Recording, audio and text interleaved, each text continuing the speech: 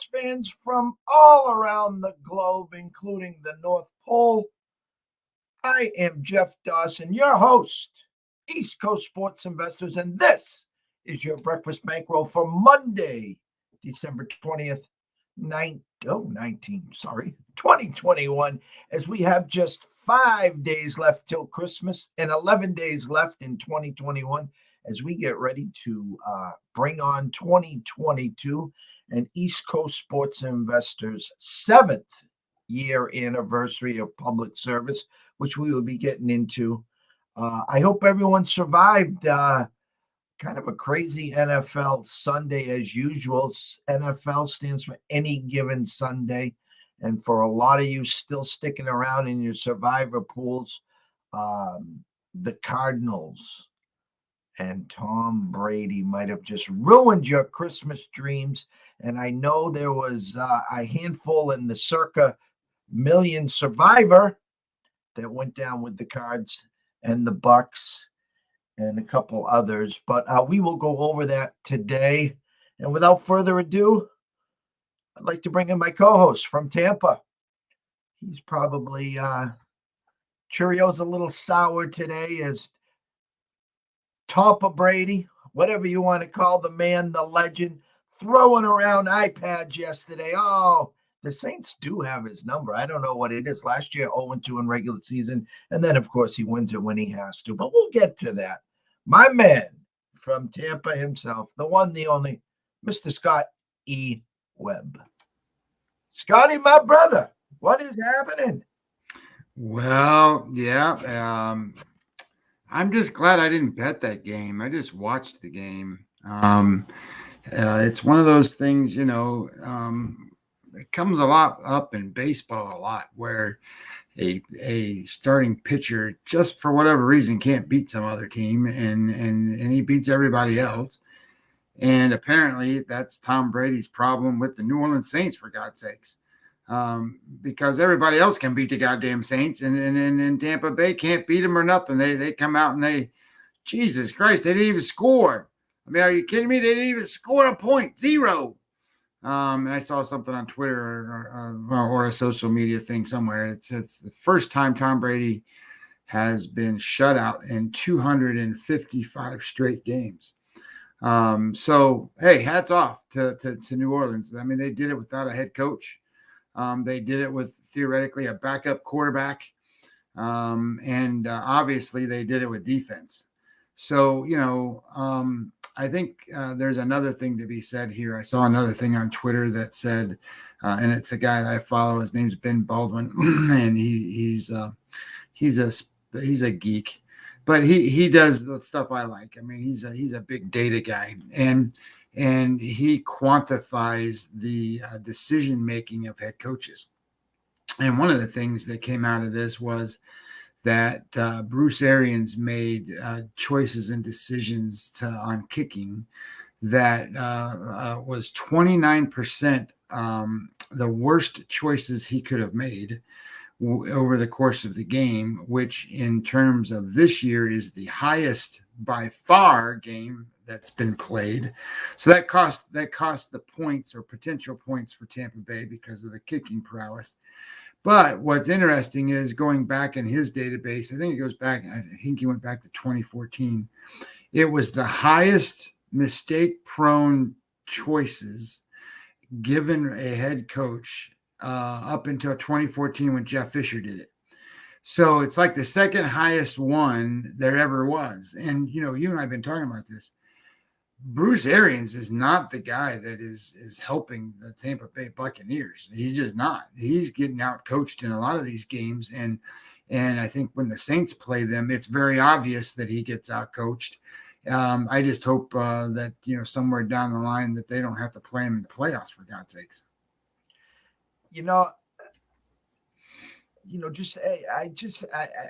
I don't even know where to start, and I don't want to turn this into a rant where, we're 25 minutes deep here.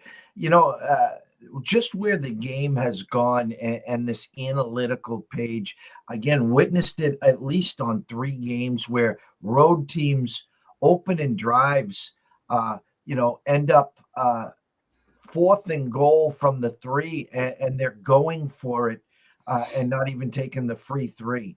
And then it comes back to haunt them in the second halves. And I witnessed it at least 3 times yesterday.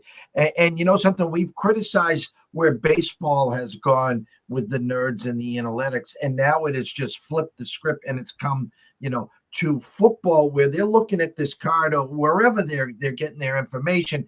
And it's not the analytical part of the 3 versus the 6. It's the analytical part. What gives you a better chance to now win the game? Okay. A football game is 60 minutes. So you're telling me 4 minutes in, you're going to take this script and say, well, we have a better chance of winning this game if we go for the 7 here versus taking the free 3. And then it's just absolutely mind-boggling. It really has. And I think one of the locals hit it best. It's taking out – these guys aren't coaching anymore. You know when you're coaching, Scott, you just got a gut feel. It's almost like when you go to the window and nothing looks right on this game. You just got a gut feel. And I'll talk about where on Saturday, the UAB game against BYU, it was – the numbers didn't all lean UAB. It was just one of those gut feelings. And these guys in the NFL and in most of sports are taking away the coaching aspect. They're taking away the gut feelings, and they're just going to the card. They're just going to this card. And if you couldn't get 3 yards in 3 plays, what makes you think you're going to get it on the 4th play? Take the 3 and move on. Yeah, I don't know. I've got mixed feelings about it. I mean, I know us bearded old school guys, maybe you're not bearded, but us old school guys with gray hair and stuff, we tend to think emotion and gut feel has a lot to do with taking analytics away.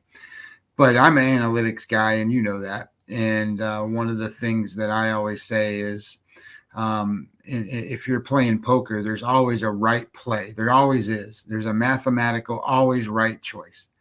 You don't always know what the other guy has, and you don't always know what the situation is. And that's part of why you play poker.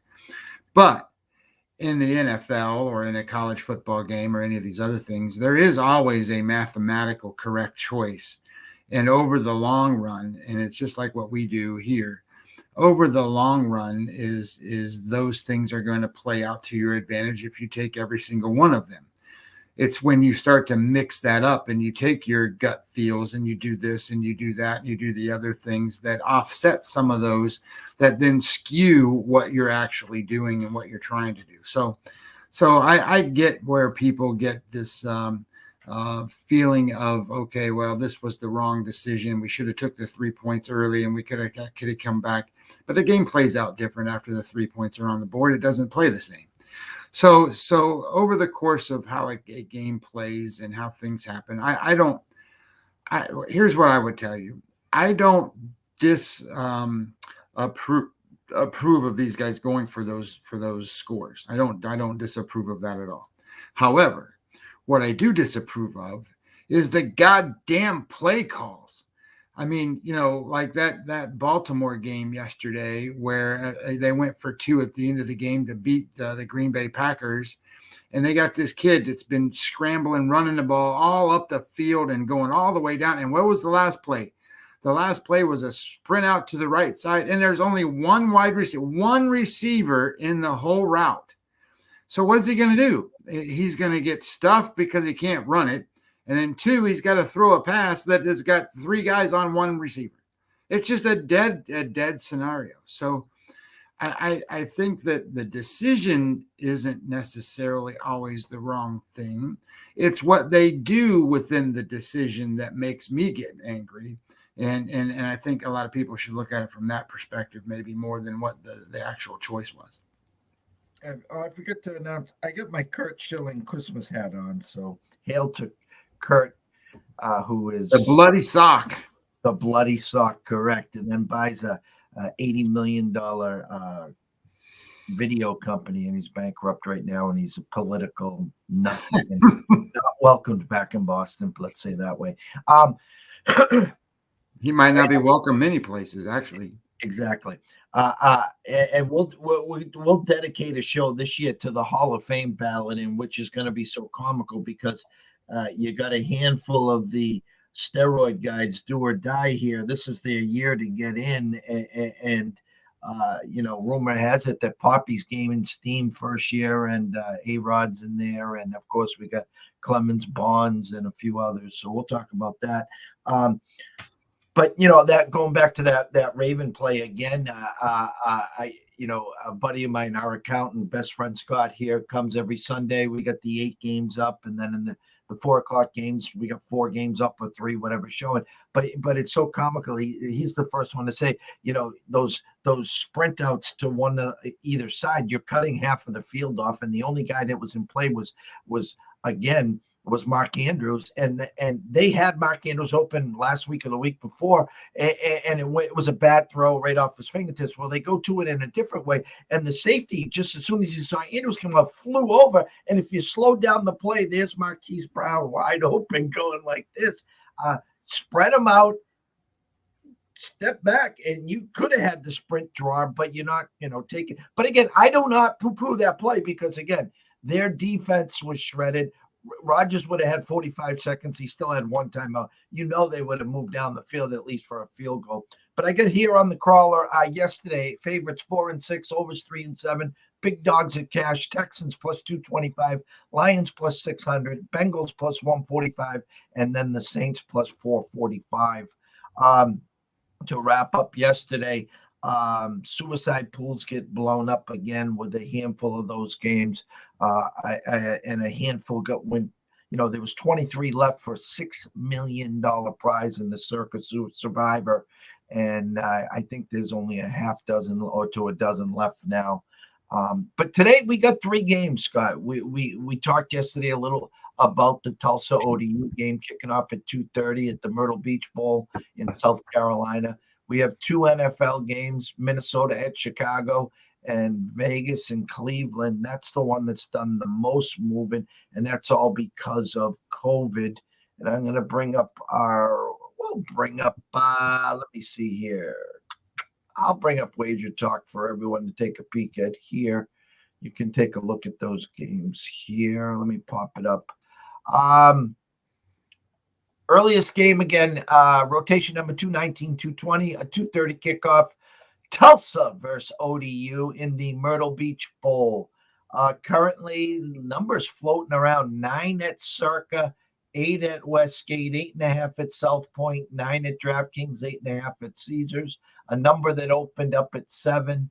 We're seeing 73% of the bets, 65% of the money, all rolling in on ODU. Yet the number is moved in the other direction. So less bets, less money, but reverse line movement on Tulsa.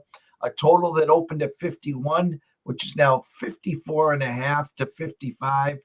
86% of the bets and 50% of the money on them over, but that has moved at least 3 points there. Initial thoughts there, Scott? We talked about it just a hair yesterday, and then I went back and looked at it a little bit further. One of the things that I like in this game is both defenses are like top 50. I mean, the ODU I think was let me pull it up here, 44th on defense, and I'm sorry, ODU is 42nd on defense, and Tulsa's 44th on defense. They're basically about the same. Now that being said, Old Dominion is 31st when it comes to being able to run the football. So if they run the ball at 31st, they're going to go against a defense that's 75th against the run in Tulsa. So that gives them at least an avenue of success of moving the football. Whereas on the other side, Tulsa's offense ranks 104th in total, and they are a pass team, and ODU ranks 44th against the pass. So the quarterbacks aren't that good. So I kind of like the idea of taking the points here. When I wrote the book, I I gave Tulsa some credit for who they played and Old Dominion no credit for who they played. So I came out 28-21 Tulsa. But I'll take the 9 points. And I played it that way. So this is official play. I mean, I played ODU today, plus the 9. Yeah, I look at it, and Tulsa's been, I don't want to say a thorn on our side. I think we've caught them at the right spot at the right time a handful of times. And it's what's kind of comical, Scott, is when you see two teams and you start, sending out those numbers that you're talking about, and yet the total jumps up, 4 and 5 points. That's a head scratcher. Two teams that aren't known, obviously, for their offenses. Any reason why, when you look at your data, that people would be jumping on this over? Well, I think trend-wise, people start to look at that, right? They look at, okay, there's been, I don't know, what is it, 9 games, 8 games already in college bowl games. I don't know if any of them's gone under yet, Jeff. I think maybe one. So their trend is everything goes over. The weather shouldn't be much of a concern in these games. So the truth of the matter is these teams are playing loose. The coaches are coaching loose. They're making bigger play calls and doing different types of things that would lead to more points. So I don't discredit what somebody's doing in terms of what I think they're doing in terms of writing a trend. However, I think you do need to really look at kind of what teams you got here. These are teams that don't score points. I mean, these are teams that are both in a scenario here where they're known for defense, and they play in conferences that are known for defense. They don't play in conferences that are big offenses. So I like the idea here that, maybe this is a general public move that's moving this number. I'm looking at, what am I looking at? I'm looking at pregame, and pregame says 59% of the tickets and 84% of the money is all on the over in this game, and it has betted up. I'm sorry, 84% of the tickets, 89% of the money, they're saying is on the over. Well, that's a big number. And usually when it's 89, 80% like that, that's all public play. That's not what pros do. The pros don't go make this 80% value. Typically a pro goes in and goes, holy shit, everybody and their brother's on the over. That means we need to be on the under. So I kind of like it that way. I mean, if I was going to play the under, I think the under would be a good play here too. But I like the points. I'm taking the 9. NFL tonight, 2 games, rotation number 333, 334. The Raiders travel to Cleveland in a game where Cleveland opened up as the favorite. Now the Raiders are the favorites. I see Cleveland opened at 1.5. I'm seeing Vegas 2.5 at Circa Westgate, 2 at South Point, and 50% of the bets, 56% of the money coming in on Vegas. It's all COVID related, obviously. No Baker Mayfield, handful for the Raiders. For the Browns that are out. On your under over, 68% of the tickets are bet on the under, 94% of the money on the under. Again, why? Because there's a lot of guys out. Seeing a number anywhere from 40.5 to 41. First one to 23 probably will win this game. I personally have a hard time jumping in on this game because when there's this much flip-flopping and it's all because of guys in, guys out, it's a stay away game for me personally. The 8:15 game, rotation number 331, 332, Minnesota at Chicago. Opened at 4, now 6.5, trending to 7. It did get to 7 right now at Pinnacle. 50% of the bets, 58% of the money, all in on Minnesota. A number where you could have got at 4, and we talked about EV, CLV. Again, if you're in on Minnesota, you got the wrong end of that number right now. The total opened at 43 and a hook, now 45 and a hook. 53% of the bets and 82% of the money coming in on that over. 45.5. Circa Westgate, 44.5 at South Point, a 46 under juiced 08 at Pinnacle. Thoughts on those two games, Scott? Well, I think this plays into what we did yesterday. Yesterday was a minefield, and we didn't give out 35 million opportunities yesterday. I gave out 2 plays. One was on Baltimore, and one was a teaser play. They both won, so I felt pretty good about being in a minefield and hitting both of those games, especially off of what we did on Saturday. So on a good roll here. That being said, I think that let me ask you this question, and this is just because I'm one of my favorite teams when I was a kid was the Raiders, and I've followed the Raiders all the time, and I root for the Raiders to make the playoffs and do things and stuff like that. But shit, I love to bet against the Raiders. They don't cover spreads hardly ever. So let me ask you this question. When is the last time you ever saw the Oakland Raiders / the Las Vegas Raiders / California Raiders, or whoever you want to call them, win a game when it was cold? I don't ever remember seeing it except for back in the day when Kenny Stabler played. I don't remember seeing them win any of these games anymore. I mean, I know the thing that happened in New England and the snow and all that stuff, but they still lost that game. And they've been to Cleveland before when they've had to win and they lost in the playoffs and and all that stuff in the drive. And I guess that was against the Broncos, but it's all these things that you're going to ask the Raiders to do that they've never done before, or that they don't do very often. And I hate asking teams to do that. And I don't think that, looking at the Raiders, that you can't beat them because their defense sucks. I mean, their defense at the beginning of the year was doing pretty well. But if you look at them right now for the last, say, half of the season, they rank 30th against the run. Well, guess what Cleveland's going to do? They're going to run the goddamn football right down their throat. So they're going to put that Nick Chubb guy in the backfield if he's playing today, and they're going to just go, oh my God, look at this hole. You and I can run through there, Jeff, but we got this other guy, Chubb. He's a lot better than us, so let's let him run. So I think this is all wrong. I mean, I think this is an overreaction, and I think that this is going to be a play where, what if you were able to take the home dog here on a teaser plus the 6 points, and you're getting 8.5? You think the Las Vegas Raiders are going to beat this team by 8.5? I don't think they're going to win the game in the first place, let alone cover 8.5. I agree. And again, it is definitely an overreaction. I talked at length Friday, Saturday, Sunday to anyone that wanted to listen. And you highlighted the same thing. I mean, the card yesterday was a minefield.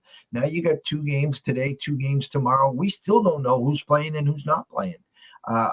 Haven't heard Shefty say who's in, who's out.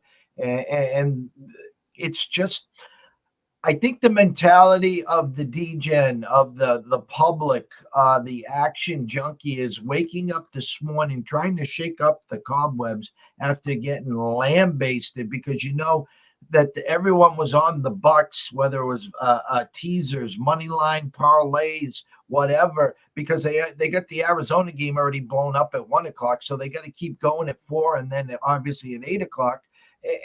And now they say, shit, we got 3 football games today. It's a new week. They go into their offshore online account and they see, shit, I got $2,000 already to play with again today. What a country. Meanwhile, they got to pay the guy $1,800 this week, and they don't know how they're going to do that yet. But they got time. They got free credits, and nothing's ever free. We know that. So my point is, again, you're right. It is an overreaction, and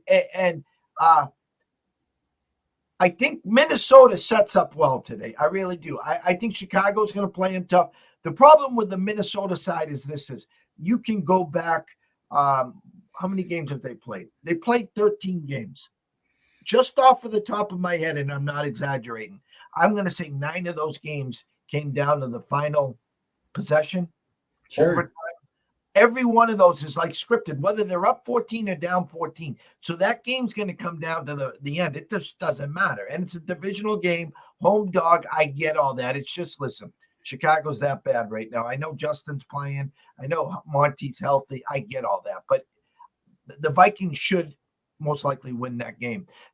I am with you on the Cleveland side. I couldn't, if you Venmoed me $100 and said, Merry Christmas, Jeff, here, put it on the Raiders, I'd send you back 200 and tell you to go take the wife and the dogs out. Will you have fun? Because I ain't doing it, you know. And the Tulsa ODU, I'm a numbers guy. I'm a market guy. I understand what you're saying, but the way my eyes see this and way the numbers moving, for me, it's a Tulsa play. I'm not saying it's the right side. I just see, 72% of the bets, 62% of the money all coming in ODU, two teams that can't score, yet the line's pushing 8.5 and it's 9 at DraftKings. Yeah, I when I wrote this up on the where's my stuff at here? When I wrote it up in the book, the line was Tulsa minus 9.5 and the total was 52. So I don't remember what day it was. I mean, I wrote that pretty early because that was the first half of the games that I sent out.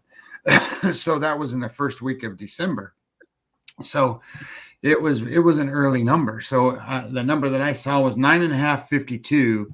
I've got 9 and 54.5 mostly right now. So I see the number has dropped a half a point.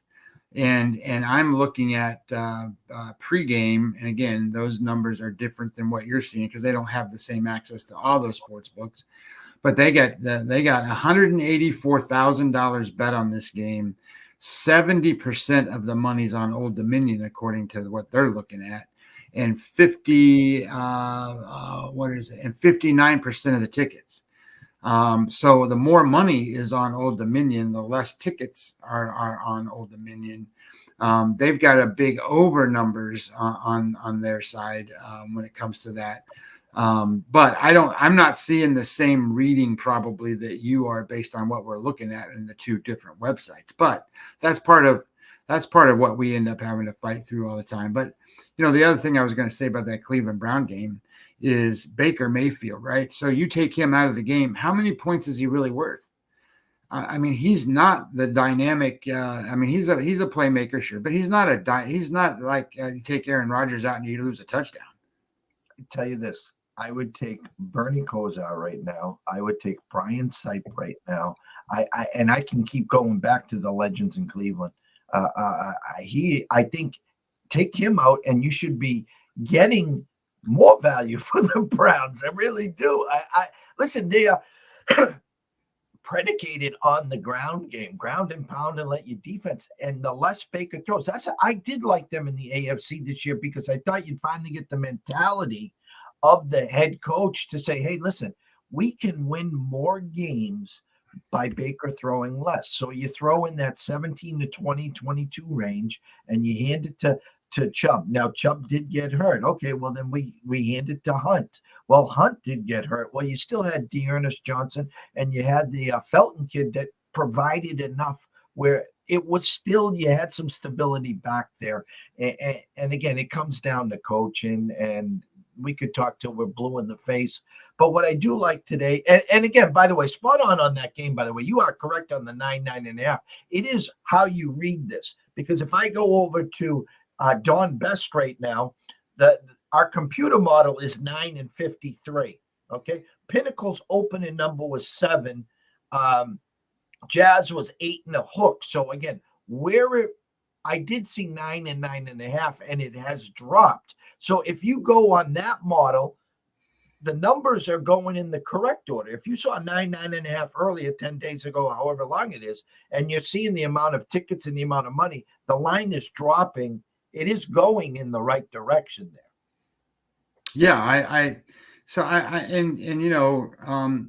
it's like anything else. Everything we do, and especially what I do, I have to try to gauge the time frame I want to look at.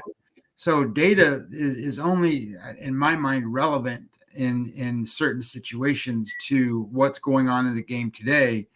based on what has recently been going on, not what started the season going on. So I do that in baseball. I do that in football. I do that in a ton of different things.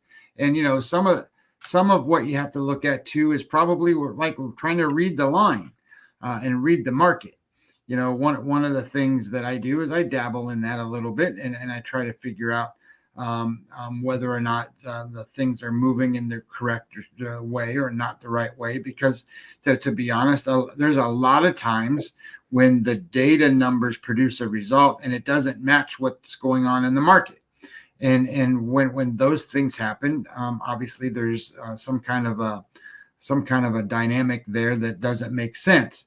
So I either have to try to decide whether what I believe in the numbers are more accurate than what the line is and the movement of the market, or I sit there and say the market's probably smarter in this spot than what I'm missing something. There might be an injury, there might be a motivational edge, there might be something I don't see.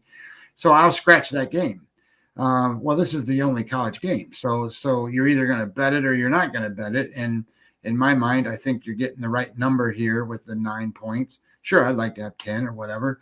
But I still think that, and then today's NFL games, Jeff, these are kind of, when I played them out, and then I think the line opened at -3.5 or 4 for the Vikings, and I'm sitting here and going, you got to bet the Vikings at those numbers. But now that you're at 6.5, what if you took the Chicago Bears plus 6 more, and now you got a home dog plus 12.5 on a teaser, with the Cleveland Browns at a home dog on a teaser at 8.5. I kind of like that idea, and I think that'll be an official play here. That I'll do the Chicago Bears plus 12.5, and I'll take the Browns plus 8.5. And you could get real cute here, and I'm not. I don't do this. I can't listen. 7 years coming up with service here. I don't think I've ever done this, but I'll just talk out loud here. You could take Tulsa. How about a 3-teamer? You could take Tulsa just to win. Okay. And then you come back and you got the Browns plus 11 and a hook. And then you got to decide. I mean, the actual value here, strictly value is you would have to take the Bears plus 15.5. You're getting 2 touchdowns, 17 basically to beat you. And again, I don't do 3-team teasers. I can't tell you the last time I did a 2-team teaser. But in my eyes, and again, you could go dog city on all 3. You're getting Tulsa through that 17 and a hook. It takes 20 to, ODU, it takes 20 to beat you. So there are ways, and you're getting 3 games of action. It's fitting. I was trying to say this politically correctly. It's your palate is all happy because you got the action. Obviously, you got to get through the first game, but there is action out there. And COVID, listen, guys, again, COVID's running wild. We already got Orlando and Toronto out because of COVID. Creighton, DePaul, St. John's, Seton Hall, Long Beach State, San Diego, all canceled because of COVID. In the NHL, Montreal and the Islanders, Colorado, Detroit, and Anaheim, Edmonton, all out because of COVID. So again, it's not going anywhere. It's a new day. It's a new start of the week. And this is a tough week because it's Christmas week. So again, a lot of travel and a lot of in-laws, outlaws coming in, coming out. A lot of you guys don't have time to do this homework. That's what we're here for. Myself and Scotty will be back tomorrow. God willing, to get another show out there. The rest of the week up in the air because of scheduling, because of the holidays, yada, yada, yada. Scotty, close. Any thing that comes to mind? Well, the thing that comes to mind here is that what you were just talking about and what I was talking about is you put these games in teasers, whether you do 3 legs, 2 legs, or whatever. That saves you from actually having to put bankroll dollars out there too. So if you're an action junkie and you put 3 bets out there, you got to go 2-1 to make any money. And these are games that you could certainly have an opinion on, but if you don't have a strong side and you're betting 3 games, your likelihood of going 2-1 is not very high. But if you still want to see the games, you can shortchange how much bankroll money you're putting out there, and you can put it out there in a sense of just one bet. And you don't have to bet a lot. You say you bet $50 or whatever, and if it comes in, great, and if it doesn't, you had a little bit of fun. And the hope is that you're in it until the end, and in it till the last game starts. Then if you lose the first game, okay, great, you can go have pizza and go hang out, and then you can watch, I don't know, Charlie Brown's Last Christmas or whatever. But the point of it is that there are alternate ways to do things to still enjoy your time, and remember, part of or I guess the main part of why we do this is to have fun at doing it. So if you're not really having fun at doing it, then you got to recalculate, refigure, refocus whatever it is that you're doing. Exactly. And I'll close with this is we're not there when you wake up in the morning. We're here 24/7, 365, whether it's doing shows, whether it's on social media. We talked about where to reach out to us. We're the educators, not the entertainers. And we preach this for a reason. So again, we're not there for the madness that you went through on Saturday with 100 games and Sunday when you're really, up against it. And now you wake up this morning with a new lease on life, whether you crush the man or you got to pay the man. But we're just trying to keep you on that even keel, that they keep you off that roller coaster. So again, you're waking up with the thought process like, yes, I got a game at 2:30, and then, oh shit, I got 2 games in the NFL, and I got all this NBA and college basketball and hockey. And then when you wake up Tuesday and you just, you're down 4 or 5 units again, and you just started the week. So bankroll management, we always talk at ECSI about maybe it's just a little rewiring, maybe it's just coming in for a tune-up. Whatever it is, ask a question. Why do I keep losing? Why do I keep paying the man? I don't know what you're doing. We don't know what you're doing. Well, reach out to us. Ask a question. That's what we're here for. We want to see everyone here today, tomorrow, next week, next month. We're 2022 and beyond. And that's what we like to say when we close the show. So from myself, Jeff Dawson at EC Sports Invest, from Scott Webb at 20MLB, Webby 20MLB on Twitter. If you guys have 5 seconds, just jump on over to YouTube at East Coast Sports Investors. Subscribe, retweet, tell a friend, and the same as Twitch. We got some big, big, big things brewing for 2022. Some potential halftime live in-game strategies. Maybe you weren't on a game. Now you can jump on a game. Maybe you are on that game. Maybe we can save you some money, or maybe we can double that. But we got some big stuff brewing, and we hope you all will become a part of the ECSI family. If not today, tomorrow, well, at least for 2022 and beyond. So anyone wagering today, always wager with your head, not your heart. If you have a problem, pick up that phone. There is an 800 number there. Ask for help. Why? Because we care. Have a blessed day. Cash some tickets. Start the week in the green, not the red. And we will see you tomorrow.